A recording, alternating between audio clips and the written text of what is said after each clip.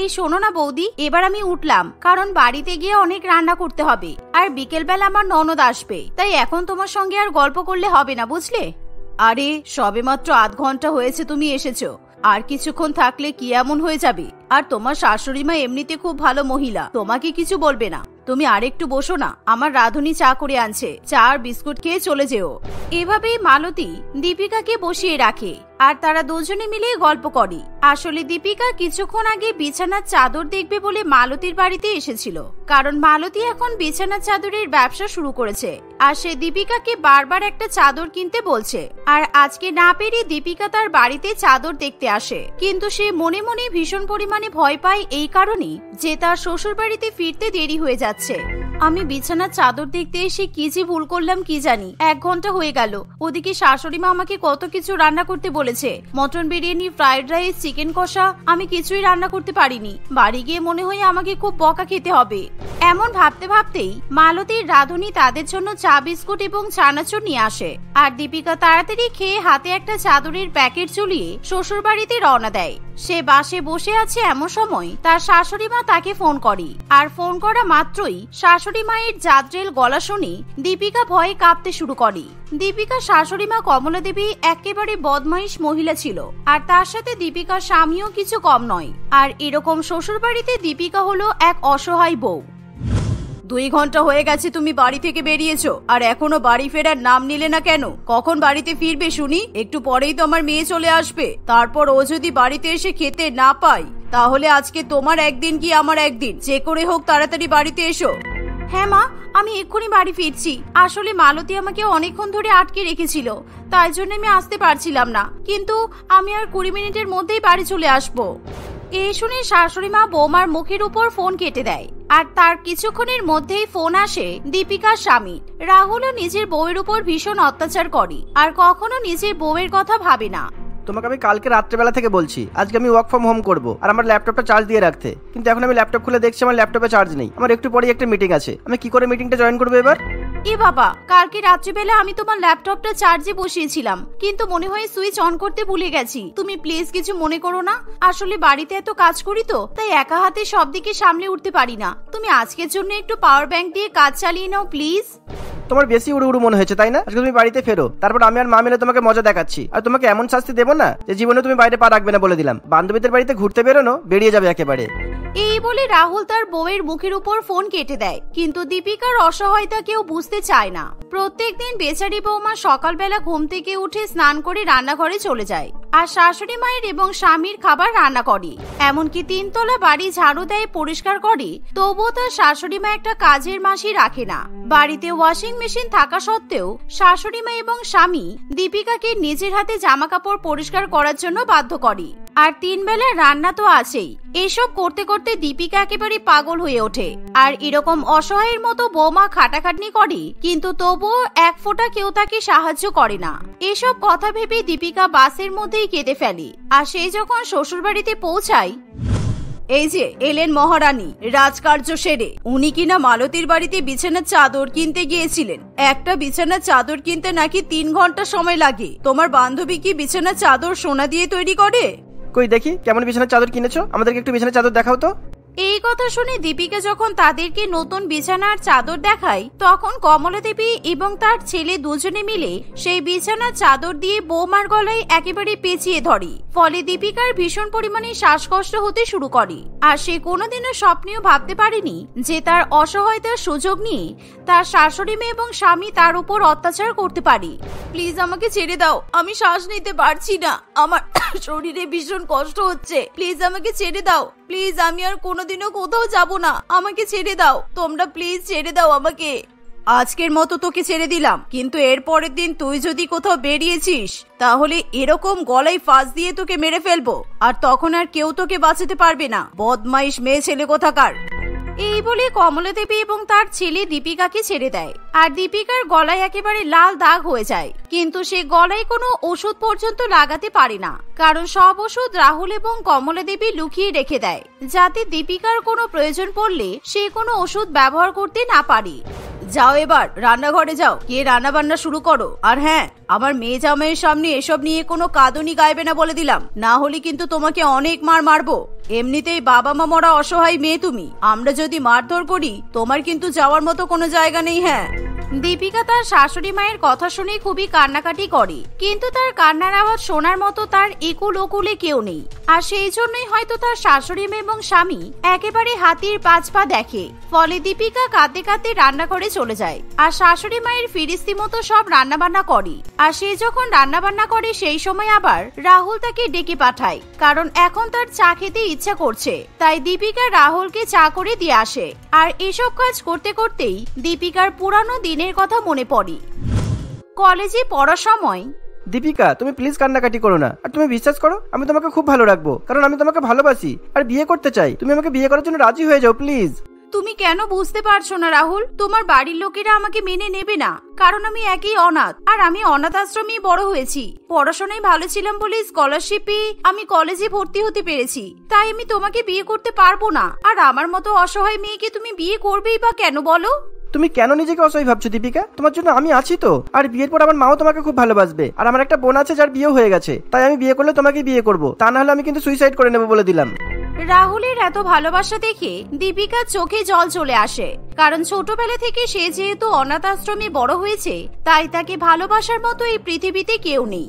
আর ভালোবাসার কাঙাল দীপিকা রাহুলের মিষ্টি মিষ্টি কথাই সবকিছু ভুলে গিয়ে রাহুলকে বিয়ে করে। আর বিয়ে করার পর থেকেই রাহুল এবং তার পরিবার আসল রূপ দেখাতে শুরু করে, যা দেখে দীপিকা একেবারে ভীত সন্ত্রস্ত হয়ে পড়ে। কারণ বিয়ের পর থেকেই শাশুড়ি মা এবং স্বামী দুজনে মিলে অসহায় বৌমার সুযোগ নিতে শুরু করে। আর দীপিকার যখন প্রথম রান্নার অনুষ্ঠান হয় তখন, এই যে আজকে তুমি আমাদের সবাইয়ের জন্য শিমুয়ের পায়েস, চালের পায়েস আর গাজরের হালুয়া রান্না করো।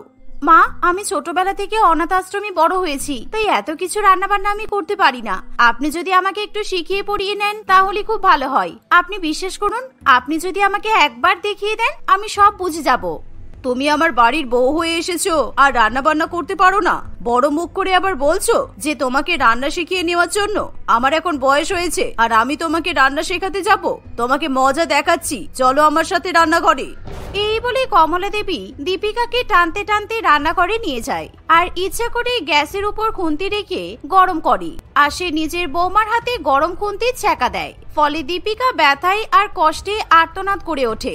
সে কোনোদিনও ভাবতে পারেনি নতুন বিয়ের পর তাকে এরকম অত্যাচার সহ্য করতে হবে। আর সে যখন কাঁদতে কাঁদতে তার বরের কাছে যায়, রাহুল বিশ্বাস করো, আমি রান্না করতে পারি না, কিন্তু তোমার মা আমার হাতে খুন্তির ছ্যাঁকা দিয়েছে। আমার হাত ভীষণ ব্যথা করছে। তুমি তো আমাকে জেনে বুঝেই বিয়ে করেছো, তাহলে আমাকে কেন এরকম অত্যাচার সহ্য করতে হচ্ছে?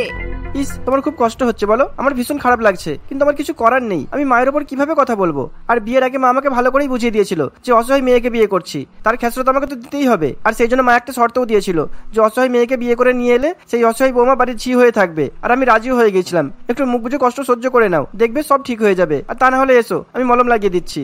এই বলে রাহুল তার বউয়ের হাত ধরে একেবারে মুচকে দেয়। ফলে তার হাতে আরো বেশি পরিমাণে ব্যথা লাগে। এরকম বিভীষিকার মতো অত্যাচার দীপিকা সহ্য করতে করতে ভয়ে একেবারে কেঁপে ওঠে। আর এভাবেই সময় কাটতে থাকে। আর অসহায় বৌমা এরকম অত্যাচার সহ্য করে শ্বশুর বাড়িতে নিজেকে মানিয়ে নেয়। আমি যদি বড়লোকের ঘরে জন্ম নিতাম আর আমার বাবা মা বেঁচে থাকতো, তাহলে আমাকে এরকম কষ্টে দেখলে এদের উপর একেবারে কেস করে দিত আর আমাকে বাপের বাড়িতে নিয়ে যেত। কিন্তু আমার তো এখন আর যাওয়ার মতো কোনো জায়গা নেই। আমি অনাথ আশ্রমে আর ফিরে যেতে পারবো না। আমি আমার ফিরে যাওয়ার সব জায়গায় তো বন্ধ করে দিয়েছি। কারণ দীপিকার বিয়ের আগে অনাথ আশ্রমের মালিক স্বপন বাবু দীপিকাকে বলে, তোকে আমরা অনেক কষ্ট করে বড় করেছি আর তুই অনেক ব্রিলিয়ান্ট স্টুডেন্ট, তাই আমি চাই তুই পড়াশোনা শিখে চাকরি বাকরি কর আর এই অনাথ আশ্রমে দেখাশোনা কর। পরে যখন সময় হবে তখন আমি তোকে ভালো ছেলে দেখে বিয়ে দেবো, কিন্তু তুই এই ছেলেটাকে বিয়ে করিস না। আমার ছেলেটার মুখ দেখে সুবিধার মনে হচ্ছে না।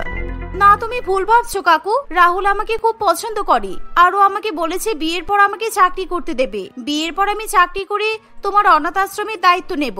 আমি আর রাহুল দুজনে মিলে তোমার অনাথ আশ্রমের দেখাশোনা করব।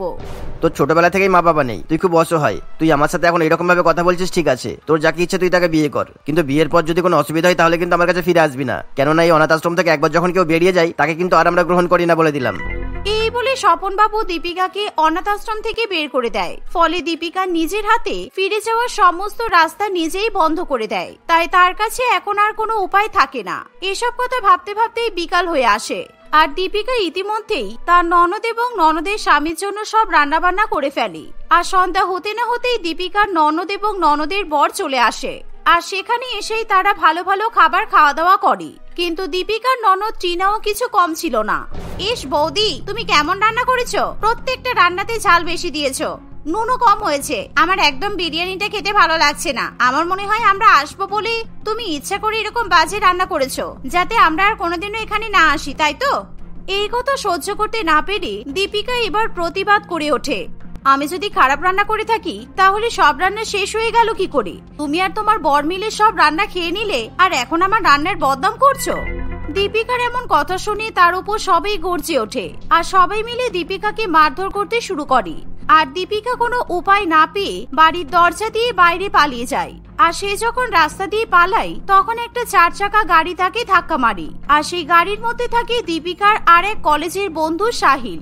দীপিকা যখন গাড়ির ধাক্কা খেয়ে রাস্তায় পড়ে যায় সেই সময়, এ বাবা দীপিকা, তুই এরকম পাগলের মতো রাস্তায় দৌড়াচ্ছিস কেন? ইস, তোর তো চোট লেগেছে। আমি সরি। আমি বুঝতে পারিনি তুই আমার গাড়ির সামনে চলে আসবি। চল, তোকে আমি নার্সিং হোমে নিয়ে যাই। এই বলে সাহিল তার বান্ধবীকে নার্সিং হোমে নিয়ে যায় আর তাকে সেবা করিয়ে সুস্থ করে তোলে। আর দীপিকা সাহিলকে দেখে কান্নায় ভেঙে পড়ে আর তাকে সব সত্যি কথা জানিয়ে দেয়। সাহিল রাহুলের উপর ভীষণ পরিমাণে রেগে যায়। আর দীপিকাকে অত্যাচার করার জন্য সাহিল রাহুল এবং তার পরিবারের উপর কেস করে। আসলে সাহিল প্রথম থেকেই দীপিকাকে মনে মনে পছন্দ করত, কিন্তু সে কলেজে পড়াকালীন দীপিকাকে কোনোদিনও মুখ ফুটে কিছু বলতে পারেনি। কিন্তু আজকে দীপিকার উপর এরকম অত্যাচার হতে দেখে সাহিল কিছুতেই সহ্য করতে পারে না। সাহিল দীপিকার শ্বশুরবাড়ির সকলকে গ্রেপ্তার করিয়ে দেয়। আর এর ফলে দীপিকা আরো একবার পুরোপুরিভাবে অসহায় হয়ে পড়ে। কিন্তু এরকম পরিস্থিতিতে সাহিল দীপিকাকে আশ্রয় দেয়। আর 1 বছরের মধ্যেই সাহিলের সহায়তায় দীপিকা রাহুলকে ডিভোর্স দেয়। পরবর্তীকালে সাহিল এবং দীপিকা বিয়ে করে। আর সাহিলকে বিয়ে করার পর দীপিকা হাসি খুশি সংসার করতে থাকে। হ্যালো বৌদি, আমি কিন্তু আজকে কাজে আসতে পারবো না। আমার ভীষণ শরীর খারাপ। আজকে সকালবেলা কাজে যাওয়ার সময় পা পিছলে পড়ে গেছি আমি, আর আমার হাতও ভেঙে গেছে। তাই আমি এখন আমার বরের সঙ্গে হসপিটালে যাচ্ছি। আমি এখন 1 সপ্তাহ তোমাদের বাড়িতে কাজ করতে পারবো না। তোমরা নিজেদের কাজ কিন্তু নিজেরা করে নিও। রাখছি। কাজের দিদি পারুলের এরকম কথা শুনে বাড়ির বড় বউ রিয়ার মাথায় হাত পড়ে যায়। কারণ রিতা একেবারেই কাজচোর মহিলা ছিল। সে কিছুতেই বাড়ির কোনো কাজকর্ম করতে চায় না। আর সে যেমন, তার ছোট যা পারমিতাও ঠিক তেমনই ছিল। সেই জন্যই তাদের শাশুড়ি মা রচনা দেবী 2 বৌমার আরামের জন্য বাড়িতে মাসিক 3000 টাকা দিয়ে চাকরানি রেখেছে। কিন্তু এখন যেহেতু তাদের কাজের মেয়ে পারুল পড়ে গিয়ে হাত ভেঙে ফেলেছে, তাই বাড়ির 2 বৌমাকে এবার বাসন মাজা থেকে ঘর মোছা সবকিছু করতে হবে। হায় হায় হায়, আজকেই পারুলের হাত ভাঙতে হলো। রান্নাঘরে কত বাসন পড়ে আছে, এখন এই বাসনগুলো কে মাজবে? আমি তো একটাও বাসন মাজতে পারবো না। আমার পক্ষে অত বাসন মাজা মোটেই সম্ভব নয়। ঠিক এমন সময় তার ছোট যা পারমিতা সেখানে চলে আসে। আর সে যখন জানতে পারে পারুল কাজে আসবে না, তখন সে পারুলের এরকম অজুহাতের উপর ভীষণ পরিমাণে রেগে যায়। কারণ সে ভালো মতোই বুঝতে পারে যে পারুল ইচ্ছাকৃতভাবে কাজে আসতে চাইছে না। এই তো কদিন আগে পারুলের বরের হাত ভেঙে গিয়েছিল, তখনও পারুল 1 সপ্তাহ ছুটি নিল। আর এখন আবার পারুলের নিজের হাত ভেঙে গেছে। ও একবারও ভাবলো না যে দিদিমণিরা কিভাবে এত বাসন মাজবে? আমি কিন্তু এত বাসন মাজতে পারবো না। তাই দিদি, যদি বাসন মাজার হয় তুমি কিন্তু বাসন মাজবে। আর পারুলকেও সত্যি বাবা বলিহারি যায়, লোকের 2টো হাত থাকে, ওর 3টে হাত আছে, একটা হলো ওর অজুহাত। পারমিতা যেই না এমন কথা বলে, অমনি তার বড় যা একেবারে চিৎকার করে ওঠে, তোর তো দেখছি দিন দিন সাহস বেড়ে যাচ্ছে। আমি বাড়ির বড় বউ, আর তুই আমাকে বাসন মাজতে বলছিস? তোর কোনো আইডিয়া আছে রান্নাঘরে কতগুলো বাসন পড়ে আছে? আমি কিছুতেই বাসন মাজবো না। আর আমার আজকে হাতে খুব ব্যথা, সকালবেলা ঘুম থেকে উঠতে গিয়ে হাতটা মটকে গেছে। তাই তুই একটু বাসনগুলো মেজে নি। অমনি তোমার পারুলের মতো অজুহাত শুরু হয়ে গেল বলো? ও না হয় কাজের মাসি, তাই অজুহাত দিচ্ছে মানায়, কিন্তু তুমি তো বাড়ির বউ হয়ে কাজের মাসির মতো অজুহাত দিচ্ছ। আর শোনো, আমি কিন্তু কালকে ম্যানিকিউর করে এসেছি, তাই এখন বাসন মাজলে আমার নখগুলো নষ্ট হয়ে যাবে। আমি কিছুতেই বাসন মাজবো না। তুই কি আমাকে বাড়ির কাজের মাসির সঙ্গে তুলনা করলি? আমার তো দেখছি কোনো মান সম্মান নেই।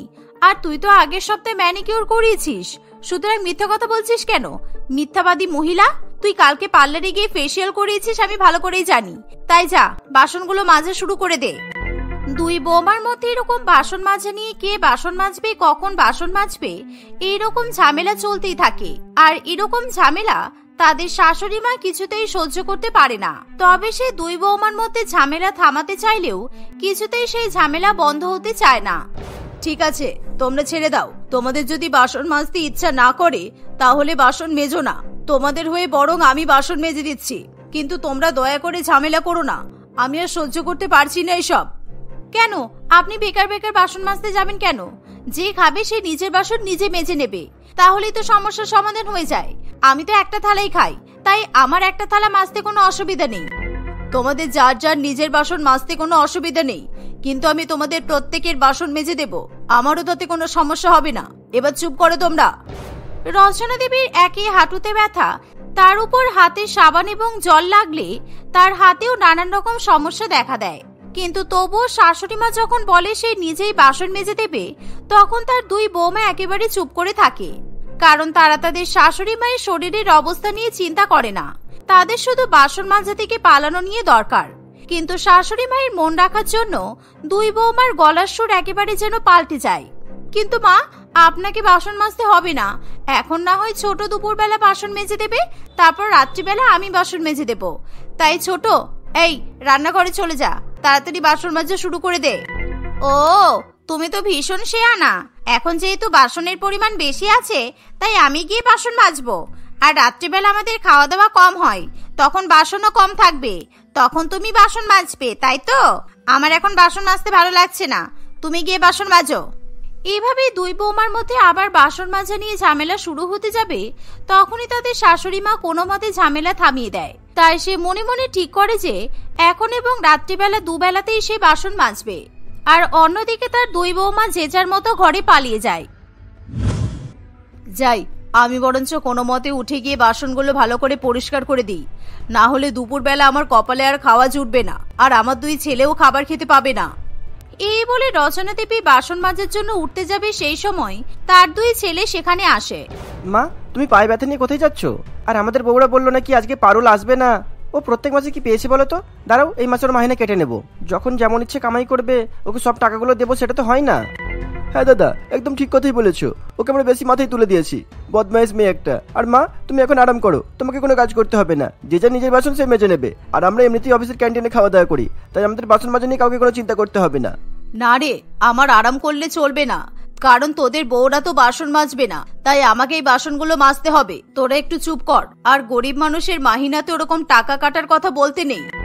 দুই ছেলে তাদের মায়ের এমন কথা কিছুতেই শুনতে চায় না, তাই তারা মনে মনে ঠিক করে কিছুতেই তাদের মাকে বাসন মাজতে দেবে না। মা, তুমি চুপ করে বসো না।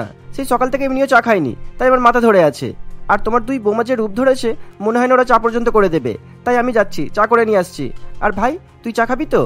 হ্যাঁ দাদা, চা তো খাবো। চল, আমিও তোর সাথে গিয়ে হাতে হাতে উপকার করে দিচ্ছি। আর মা, তুমিও চা খাবে তো? তাহলে তোমার চা করে নিয়ে আসবো তো? কেননা তোমার কপালেও তো মনে হয় চা জোটেনি, তাই না? তোরা বাড়ির পুরুষ মানুষ হয়ে আবার চা করতে যাবি কেন? তোরা এখন চুপ করে বস, আমি বরঞ্চ গিয়ে চা করে নিয়ে যাচ্ছি। এরকম ছেলেরা রান্নাঘরে ঢুকে চা করে না বাবা। মায়ের এমন কথা কিছুতেই তার ছেলেরা শুনতে চায় না, তাই তারা রান্নাঘরে গিয়ে বাসন মাজতে শুরু করে দেয়। তাদের বাসন মাজা হয়ে গেলে তারা নিজেদের মতো করে চা বসিয়ে দেয়। ভালোই দেখে থেকে আমরা দুই ভাই বাড়িতে বউ এনেছি, যে কাজের মাসি না আসলে দুপুরবেলা রাত্রেবেলা কপালে খাবার জুটবে না, কারণ আমাদের দুই বউ নাকি বাসন মাজবে না। আমি তো ভেবেছিলাম আমি বাসন মেজে দেবো, কিন্তু আমি তো বাসনে মাজতে পারি না রে। হ্যাঁ রে দাদা, আমিও তো বাসন মাজতে পারি না। দেখলি না, চায়ের বাটি মাছ থেকে দুইবার হাত থেকে বাটিটা ফেলে দিলাম। আর বউদের কথা না বলাই ভালো। চল চল, এবার দুই ভাই গিয়ে মায়ের সাথে বসে চা খাই। এই বলে দুই ভাই নিজেদের জন্য এবং মায়ের জন্য চা নিয়ে সোফায় এসে বসে পড়ে। আর তারা তাদের মায়ের হাতে চা তুলে দেয়। আর চা দেখে রচনা দেবীর খুবই ভালো লাগে। সত্যি আমি অনেক ভালো ভাগ্য করেছি যে আমার দুই ছেলে আমাকে চা করে খাওয়ায়, না হলে এখনকার দিনের ছেলেরা মাকে তো বৃদ্ধাশ্রমে পাঠিয়ে দেয়। আর আমার দুই নাতি নাতনি কই গেল? ওরা আজকে স্কুলে যাবে না? আর তোদেরও তো অফিসে যেতে দেরি হচ্ছে। আরে, তোমার নাতি নাতনির গরমে ছুটি পড়ে গেছে, তাই ওরা ঘরে ঘুমাচ্ছে। আর আমরা এখন চা খেয়ে অফিসে বেরিয়ে যাব। কিন্তু মা, তুমি ভুলেও রান্নাঘরের দিকে যাবে না কিন্তু। আমরা দুই ভাই রাত্রেবেলা খাবার কিনে আনবো, সেই খাবার খেয়েই তুমি ঘুমিয়ে পড়বে। তাই কিছুতেই তুমি বাসন মাজবে না বলে দিলাম। আর তুমি যদি বাসন মাজো তাহলে কিন্তু বাড়িতে হুলুস তুলুস বেঁধে যাবে। দুই বউকে আমরা একেবারে মাথায় তুলে দিয়েছি, তাই ওরা এখন মাথায় উঠে নাচছে। বেশি বেশি নাটক, বাসন মাজলে নাকি হাতে নোংরা হয়ে যাবে, যা পারবে করুক গিয়ে। এই বলে দুই ছেলে কাজের উদ্দেশ্যে বেরিয়ে পড়ে।